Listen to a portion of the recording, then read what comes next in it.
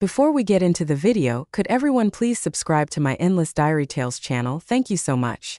At my parents' anniversary party, I wasn't invited, but my handmade gift was. My sister gave it to them and claimed it as her own, and while they toasted to her, calling her the daughter they're proud of, I stayed home watching it all unfold on Instagram. I'm Aubrey, and for years I thought if I just loved harder, worked harder, they'd finally see me. Instead, they erased me. But what they didn't know is the man my sister brought to that party works for me. Yeah, I'm his boss. And when he mentioned my name in front of everyone, their perfect little lie came crashing down. Have you ever been cut off by the very people you kept showing up for? What would you have done if this was your family? Drop your thoughts in the comments. I'm listening. I brewed the good coffee that morning, the kind I usually save for birthdays or long-awaited phone calls. It was raining outside, the soft, constant kind of rain that Portland is known for. The grayness clung to the window pane while my little apartment sat warm and still. The lo-fi playlist hummed gently in the background, barely cutting through the hush. The gift sat on the dining table, carefully wrapped in pale silver paper with a thin navy ribbon. Inside was a clock, hand-painted, delicate, with our family name etched across the bottom. I'd spent weeks having it commissioned by a local artist in the Pearl District. It wasn't expensive in a flashy way, but it was meaningful, thoughtful, the kind of thing you pick out when you still believe it might matter. I had already filled out the card too. Not just happy anniversary, but a few words about family, about appreciation, about how I hoped this year could feel different. The card alone had taken me 20 minutes to write and twice that to seal because I kept second-guessing the tone. As I reached for my phone, I noticed how still the apartment felt. My plants leaned toward the pale morning light, the only signs of life. I took a breath and tapped my mother's name. The phone rang twice before she picked up. "Hi, Mom," I said, trying to sound casual. "I was thinking maybe I could come down a couple of days early, help you and Dad get things ready for the party." There was a pause. I could hear the faint sound of dishes clinking in the background, and then her voice, light and airy, like she was brushing away a small inconvenience. "Oh, Aubrey." Something pulled tight at the base of my neck. I knew that tone. It was the same one she used when she didn't want to say no outright but had already made up her mind. Before I could say anything else, I heard a deeper voice cut in. "It's better if you don't come this year," my father said flatly. The silence that followed was thick. I tried to catch my breath without making a sound. What?" I managed, not quite loud enough to sound like a real question. "It's just complicated," he added, like that was an explanation, not a dismissal. I blinked at the window, watching two pedestrians cross the street with umbrellas that tilted in opposite directions. "Complicated how?" I asked. Another pause, then my mother chimed in, hurried this time like she wanted to cover up something that had already spilled. "Jen is bringing someone important. We don't want too much going on. It's already a bit crowded. Someone important, not me, never me, right?" I said, voice flat, controlled. No one said anything more, and then the line went dead. I stayed there, phone still in hand, as if it might ring again, as if someone might take it back. They didn't. The kitchen clock ticked on behind me. I turned to look at the gift on the table, still perfectly wrapped, the ribbon lying neatly across the corner. I didn't unwrap it. I didn't toss it aside. I just stared at it for a long time, the silence settling over my shoulders like a too heavy sweater. Eventually I stood up, grabbed my coat and left. I didn't really know where I was going, but the rain had lightened into a mist, and the sidewalks were familiar. The farmer's market on Hawthorne was still open, even if the weather had kept most people away. I walked the aisles slowly, passing stands of tulips, fresh honey, and baked goods. A man offered me a sample of pear preserves. I declined with a soft smile. Everything felt slightly out of focus, like I was watching my life from behind a glass wall. The colors around me were muted, not because of the rain, but because something inside me had dimmed. The place I usually found comforting felt hollow. There was no dramatic breakdown, no angry texts, no tears in the produce aisle. Just a quiet knowing that whatever thread I had still been holding on to had finally slipped through my fingers. That night, I drove to my parents' house, not to confront them, not to force anything. I didn't even plan to ring the bell. The street was empty, and the porch light had just flicked on with the dusk. I stepped out of the car, gift in hand, walked up the steps and gently placed it against the door. The card was still tucked beneath the ribbon. No note explaining it, no demand, just the gift as it was. I stood there for a moment longer, listening to the sound of wind moving through the branches, the faint hum of a neighbor's dryer spinning, the quiet peace of a decision already made. Then I turned, walked back to my car and drove away. I never looked back. My coffee had gone cold by the time I realized I hadn't taken a single sip. It sat on the counter half full, the same way it had an hour ago when I first poured it. The rain outside hadn't let up. It tapped steadily against the kitchen window like it was trying to get my attention. But my eyes were locked on the glow of my phone screen. Instagram was open. I hadn't meant to scroll. It was just habit, thumb grazing glass, muscle memory leading the way while my mind wandered. But now here I was stuck. Photo after photo, balloons, champagne flutes, fairy lights strung across the rented hall, tables covered in linens and catered dishes, familiar faces frozen in frames of joy, smiling, toasting, my mother's favorite lies arranged behind the cake, a banner in the background. I knew that space. I had helped decorate that hall 3 years ago for Jenna's engagement party. I recognized every corner. The layout hadn't changed, neither had the faces, just the stories being told. I swiped, a new photo loaded. Jenna, radiant in a champagne-colored dress, held the clock in her hands. My clock, the one I had picked out, commissioned, wrapped. The caption read, "So thoughtful of Jenna to custom order this beautiful keepsake. Such a perfect gift for Mom and Dad." I blinked once, then again. There it was, my handwriting on the card, barely visible in the corner, folded beneath the ribbon. I felt a slow wave roll through my chest, not sharp, just steady, like water seeping through a crack in the foundation. The kind of pain that doesn't scream, it lingers. I swiped again. Couldn't ask for a better daughter. So proud of Jenna. She made the whole night so special. The words stacked on top of each other, one line at a time, like bricks in a wall I hadn't realized they were building. Not just around me but in place of me. Comments buzzed below each photo. Where was Aubrey? She never comes to these things, right? Probably too busy or traveling again. Some people just don't value family. I stared at the last one for a long time, not because it was cruel. It wasn't, not exactly, but because it rewrote something I had lived, something I had felt so deeply I could still taste it. They weren't asking, they were assuming.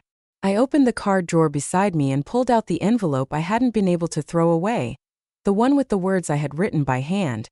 How proud I was of their years together, how much I hoped this year could be different. I hadn't signed it with just my name. I had added a line at the bottom, one I now regretted. Maybe this year you'll see me. They never read it. I was sure of that now. I set the envelope down next to the untouched mug and pushed both slightly away, like they burned to touch.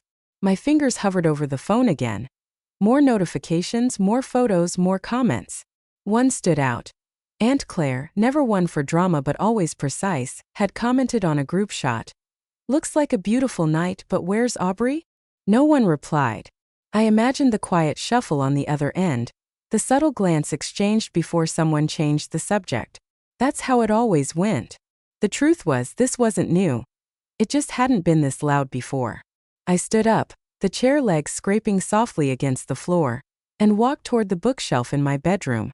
From the lowest shelf, I pulled out a thick blue fabric-covered album. The binding was worn, the edges fraying slightly. My name was etched in small gold letters on the corner. Aubrey D. It had been a graduation gift from Claire back when people still gave photo albums instead of shared Google Drives. I sat on the edge of my bed and opened it. Pages turned easily.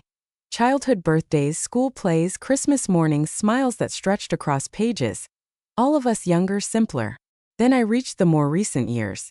One by one, the gaps became more visible. Family holidays where I wasn't in the frame, birthdays I had attended but not shown, entire pages where Jenna stood at the center, my parents flanking her like coordinated bookends.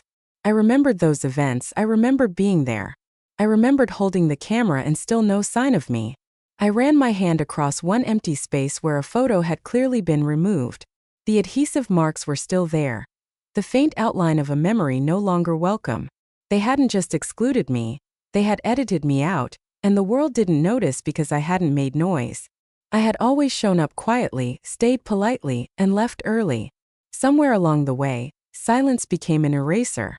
I closed the album gently, like it was something fragile, and returned it to its place beneath the bed, not out of shame, but out of understanding that was their version of events, and the world had already liked and shared it. I didn't need to show up. My name did that for me.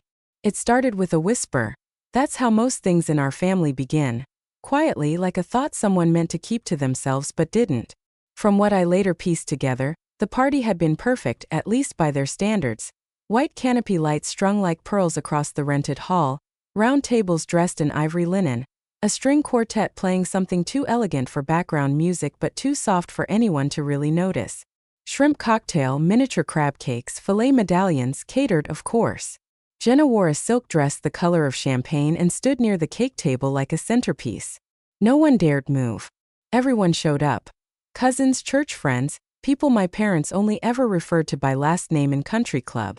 They drank white wine, swapped praise, told stories so polished they didn't feel real anymore. And through all of it I wasn't there, but I wasn't exactly gone either. I'd been told later that Aunt Claire was the first to ask. She stood beside the coffee urn, sipping from a porcelain cup and watching the crowd with that quiet attentiveness she was always known for. She'd been the one to ask Mom where I was. Not rudely, not even pointedly, just a simple question dropped into the flow of conversation like a pebble in a stream. My mother had smiled the way she always did when someone asked something inconvenient. "Oh, Aubrey's doing her own thing these days," she said.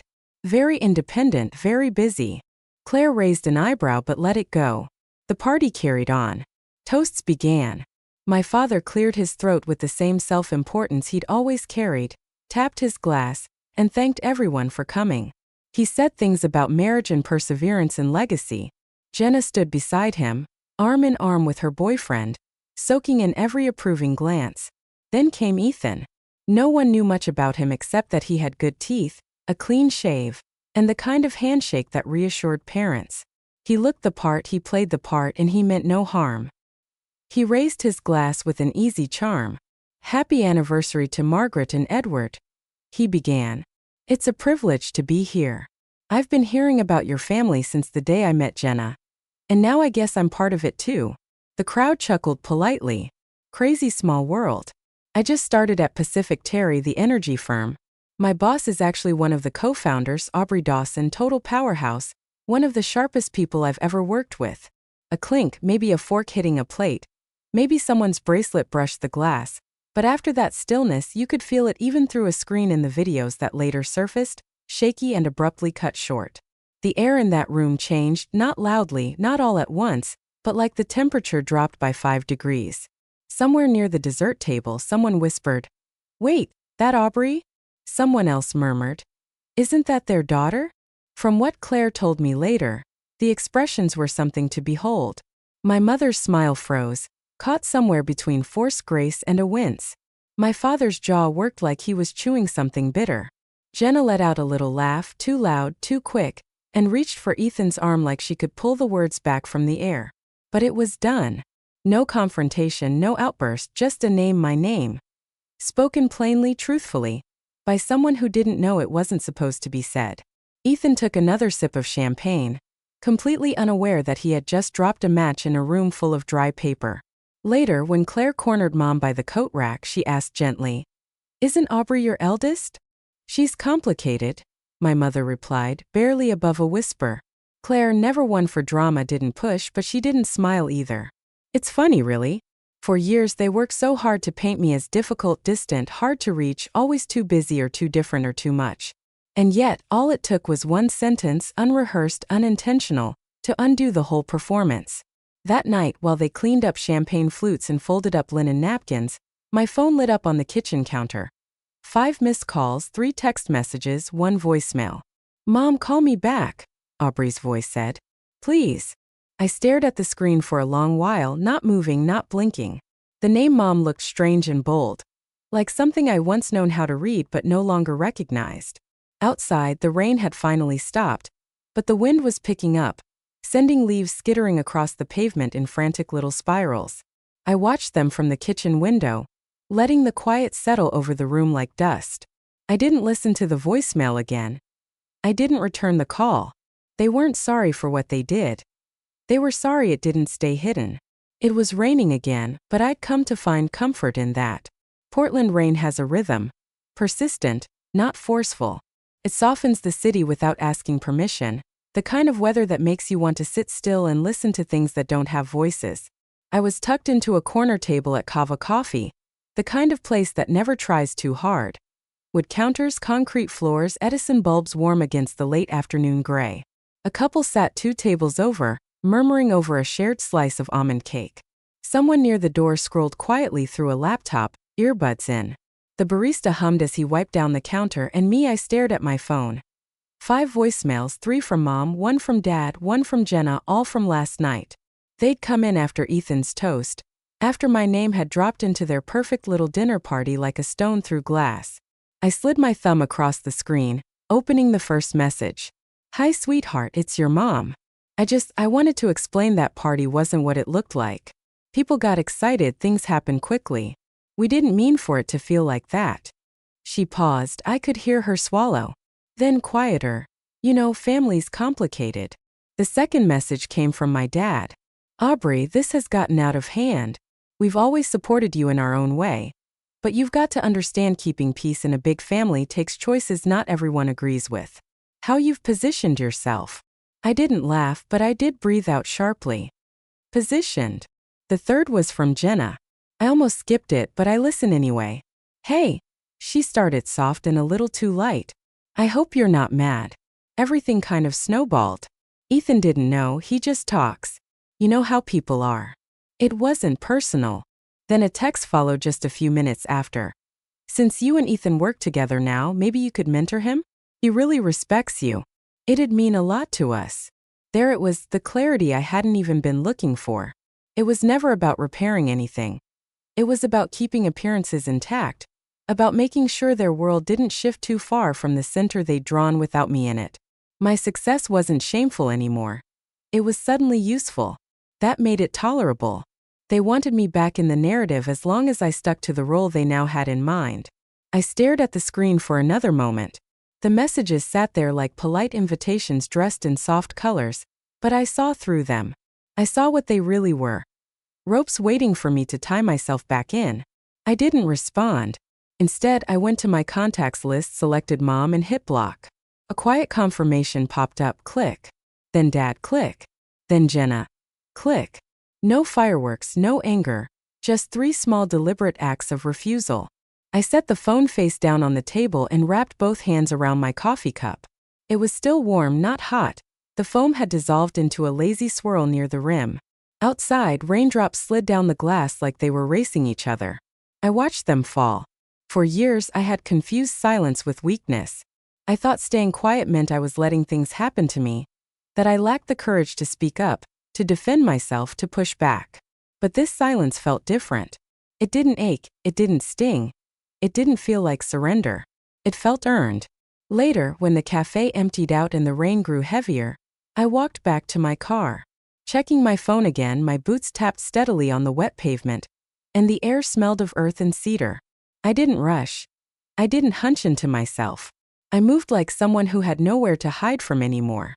When I got home, I hung my coat by the door, kicked off my shoes, and lit the small lamp in the hallway. It cast a warm glow over the entryway, a space that had once felt too quiet but now felt like mine.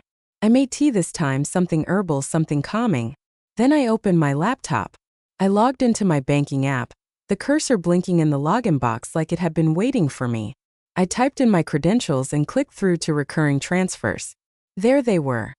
The monthly deposit into my parents' second mortgage account, the insurance top-up that kept Dad's prescriptions covered, the quiet auto deposit into Jenna's emergency fund that she never remembered thanking me for. My finger hovered for a second, then I canceled the first, the second, the third. Each time a simple confirmation popped up. Each time I clicked yes. It wasn't vengeance, it wasn't spite. It was the act of releasing a weight I had carried for too long. A weight they hadn't even acknowledged. I closed the laptop gently and took a sip of tea. The quiet in my apartment wasn't hollow anymore. It had shape now, substance. I stood and walked to the window.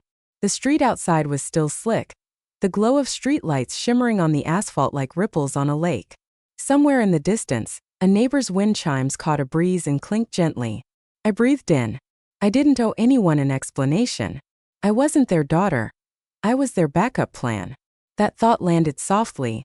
Not like a revelation but more like a puzzle piece I hadn't realized was missing.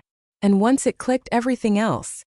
Every missed thank you, every request wrapped in affection, every celebration I wasn't invited to lined up in a neat, bitter row. It was almost 11 p.m. The Pacific Terrage building stood like a quiet lighthouse against the Portland skyline. Sleek steel framed, most of the offices dark, but mine was lit as usual.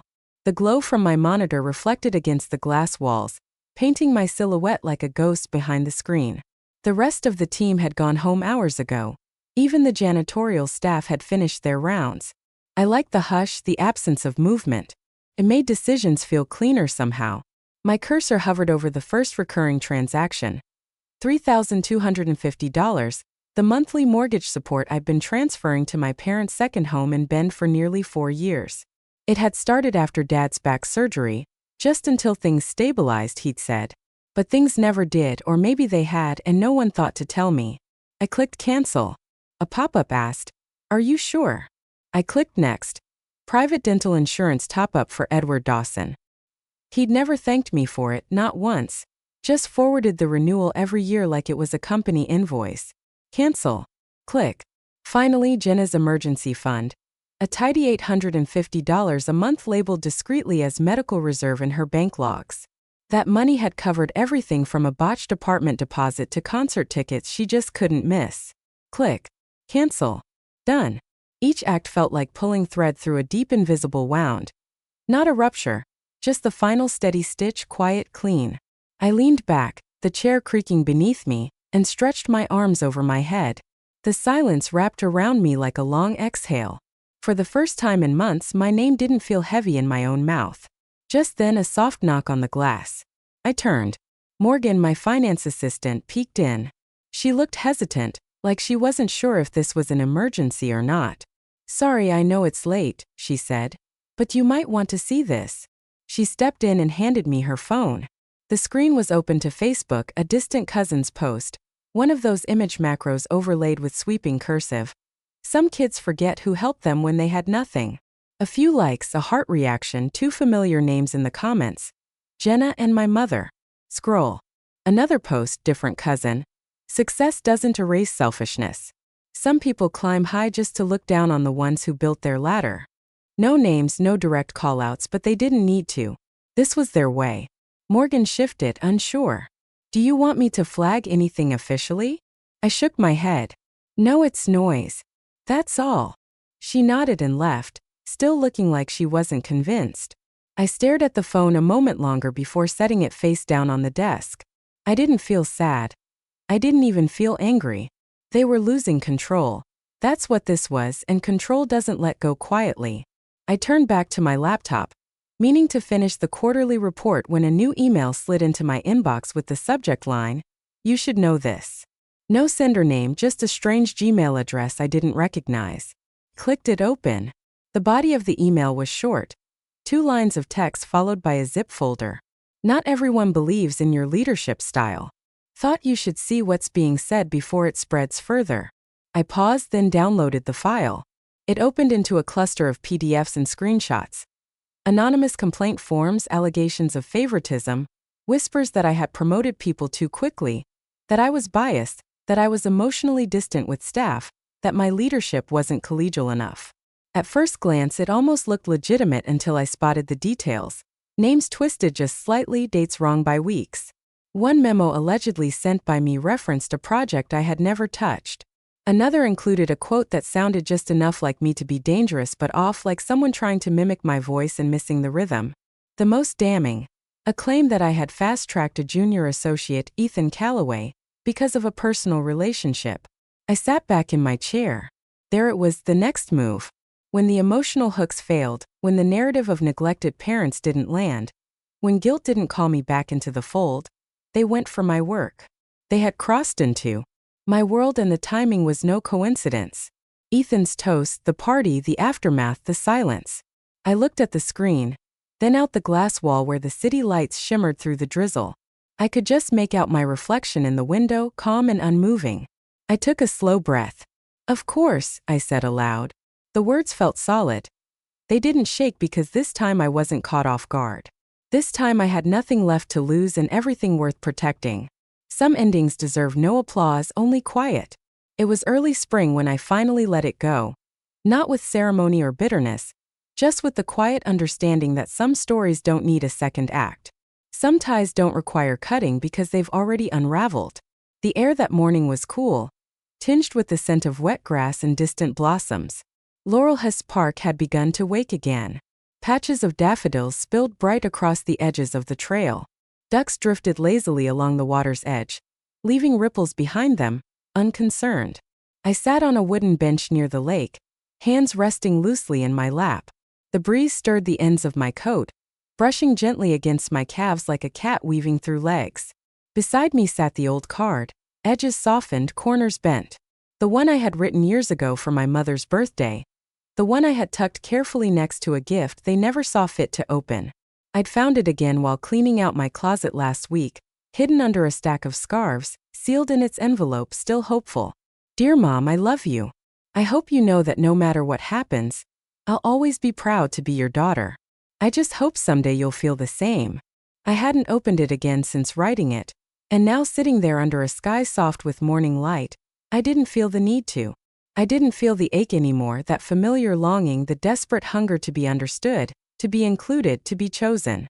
It had loosened its grip on me. Grief had finished what it came to do. A few feet away, a toddler laughed, tossing breadcrumbs to a squirrel. His mother trailed close behind, camera in hand, smiling even before the picture was taken. My phone buzzed against the bench. I turned it over. Another voicemail from Mom. The screen read simply, "Can we start over?" No punktuación, no emotion. I didn't listen, I didn't need to. Some things don't require closure from both sides. Some goodbyes aren't conversations. They're quiet acts of self-respect, decisions made in the small, firm places of the heart. I stood slowly, brushing a bit of pollen from my sleeve. The card stayed on the bench. I didn't press it down. I didn't weigh it with a rock to keep it still. Let the breeze do what it would. Let it drift, let it disappear. I took one last look at the lake, not back at the card, not at the phone still buzzing against the wood, just the water, the gentle hush of it, the shimmer of light playing on its surface. Then I walked away, no soundtrack, no audience, just footsteps on soft earth moving forward. By the time I reached home, the sun had begun its slow dip behind the rooftops. My front door opened with the familiar click, and the warmth of my apartment greeted me like a worn sweater. Not perfect, but mine. I set my bag down by the table, kicked off my shoes, and stood still in the entryway, just breathing. Not preparing, not bracing, not wondering what might come next, breathing. And then before I even realized it, I smiled.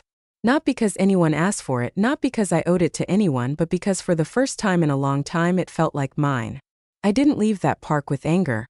I left with something softer, a kind of peace that doesn't need witnesses. Letting go didn't feel like losing. It felt like finally telling the truth to myself and believing it. Sometimes love isn't about holding on. It's about knowing when you've given enough and choosing to stand where you're seen, not just included when convenient. In this life, even silence can be a boundary and a blessing when it protects your dignity. If this story reminded you of something in your own life, I hope you'll share it. You never know who's listening and might need to hear that they're not alone.